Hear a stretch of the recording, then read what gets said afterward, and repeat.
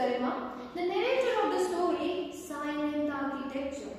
So, have you ever wondered what keeps us standing when everything inside us starts to fall apart? Well, Swara, the day her mother's hand stopped obeying her. Her mother was an artist, a kind who could paint rain without water and love without faces. The room always smelled of colors and sunlight playing on half-painted canvas. Sarah often sat nearby, watching and admiring the rhythm of her brush. But one evening, the brush slipped from her fingers and a faint sound echoed. And for a moment, both of them were staring at it, lying on the ground. Then the same thing happened for once, twice, then forever. The doctor said her tissues were degenerating. The words felt heavy in the silence of hospital corridor, but also her heart was disintegration. Then she begged, "Ma, we can fix this, right? There's treatment." Her mother looked at her, smiled softly, hiding her pain behind her tired eyes. She said, "Dear, even when the body forgets, so remember how to heal."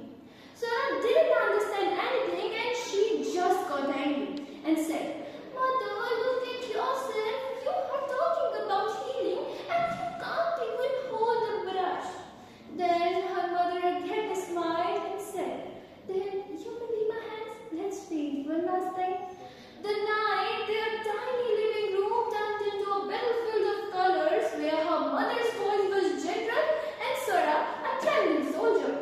Then her mother said, "A stroke of yellow, that's for laughter. A touch of blue, that's for peace. And don't forget to add red, because that's for the things we can't see." As the colors blended into each other, so did the paint, and when they were done, the canvas looked like life itself. And then, a month later, her mother was not anymore. The laughter, the heartbeat, and everything of the home was gone. And for months, Sarah also didn't touch painting, and she couldn't, because every time she looked at it, memories flooded back. Her mother's laughter, the smell of paint, and those old memories. Then, when a night came where silence got too loud, she decided to look at it again. And by the time she looked at it again, she realized something, that up close, it looked chaotic. But I stepped back, and everything looks perfect.